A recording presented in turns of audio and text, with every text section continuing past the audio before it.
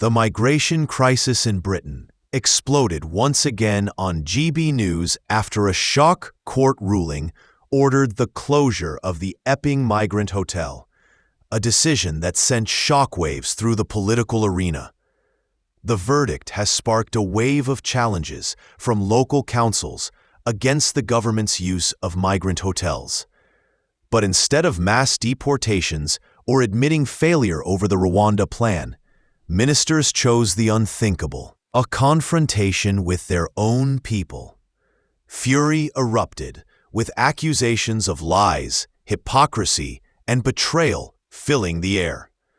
As protests spread and Reform UK unveiled a hardline deportation plan, the chilling question remains: has the government declared war on its people?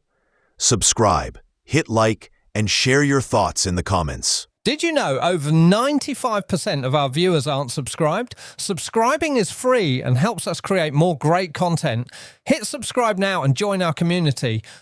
I believe in Jesus, and with the migration, bringing Islam and bringing some extreme views into this country, I feel very unsafe. So as a young man, and for the British public, it's very, disturbing seeing all these guns being found in camps. Being found in camps. I mean, that's a good point about the guns. It's a ridiculous thing, and we know that there's been people who've brought over, people who've been sympathetic towards ISIS, which I think is what you're getting at there as well. So yeah. All right. Well, let's open this up to the panel.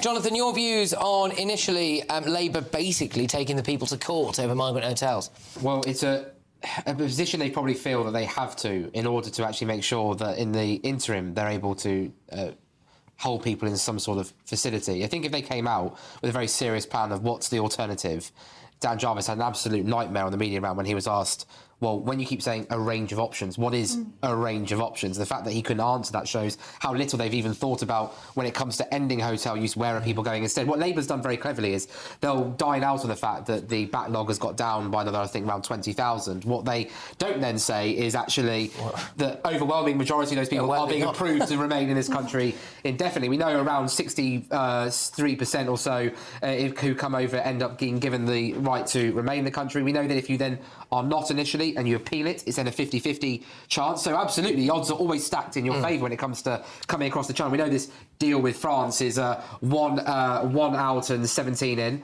at best, 94% chance of you being able to stay in this country. Another joke for this Labour government to have to overcome. So I think the reality is that they're just not being frank and honest with the British people. And so that's why Reform will be rightly getting a lot of plaudits when they say you have to actually detain and then deport. And detaining means having people locked away where they are not able to go and roam or illegally work, has been exposed by GB News and The Sun and others in the black market, whether that be in the drug trade or whether that just be in delivering food, as well as obviously making sure that we then know that these men, predominantly men, are locked up because there is a serious risk with their medieval attitudes in some cases towards the women and children of this country. I think, Christo, I think the optics of basically now we've had the big verdicts at Epping, 27 or so other areas are trying to follow suit on that, so they got the ball rolling. For the government to now step in and try to block that, I just think it's a really dumb move. Well, it's ego, isn't it? It's Keir Starmer. He can't bear it, can he? He cannot bear that man's ego. Honestly, it's the size of the Bell Hotel. It's the size of any asylum hotel, because he can't bear the thought that people might be trying to, and the council might be challenging his authority, and that is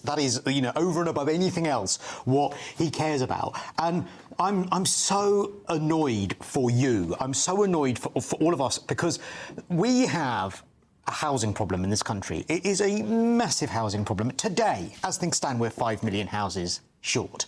And so you're absolutely right when you say what's going to end up happening is that they will end up taking people out of hotels and they will be put into flats, or they will be put into HMOs in the community, which means that your rent or your house price when you want to move will be higher. Or the perverse situation will be that Labour, one of the few good things they're doing, I think, is actually trying to build more houses, and they're going to end up putting the people that they're having to rehouse from hotels in the houses that they're building for free. And they'll outbid you for them. This is the other thing that's going to come down the track. They're going to end up outbidding people for these houses. The thing that will work is to stop them coming rather than trying to manage it when they do. OK. By the way, if anyone else wants to get involved in this conversation, I know it's a hot topic for a lot of people. Just wave your hands, get involved. Someone who's not been on yet would be fantastic. Jane, we'll just work our way down the line. Jane, what do you make of this? Well, smash the gangs was always nothing more than a slogan. I knew Labour didn't have the stomach to do... We need some quite definite extreme measures to solve this problem. It is a problem that we share with a lot of European countries, with the United States, and you need to get tough. And I'm afraid Labour... They complained when the Bibi Stockholm, which was perfectly reasonable place to put, it wasn't plush enough, but I think Keir Starmer now, it's a mathematical problem. There are so many people in hotels, you cannot find alternative accommodation. So if all these councils are successful in saying, well, it's the same planning loophole here and we don't consider it legal, they are not going to have anywhere to... Maths is now far right. I am sorry, maths is now far right. I know maths is far right, but I'm afraid, and Labour MPs have been trotted out, and Barry said it a few weeks ago, saying, oh, hotel use is down, which implied there were fewer people in hotels. There are 8% more people in hotels than when Labour came into power. Asylum claims are up 14%. The maths, I'm afraid, became very clear today to all of us. Starting to realise why Barry took his holiday. They've just got through Lisbon. That's what it is. Is Barry interrailing with... Well, possibly with their balls and grief. Look, I think this issue today, that there was a range of options the government could have done in relation to the Bell Hotel. One of those options would be to actually use this as gosh, there's nothing we can do now. It turns out these illegal migrant hotels have been illegal themselves all along. Let's just maybe start deporting people. They didn't do that. This is going to... I don't want to say the words this is going to kick off, but it's going to fuel, I think, some of the tensions in society at the moment. Well, it shouldn't, because I just got some notes from Barry, and here's the annoying thing. Here's the truth of it.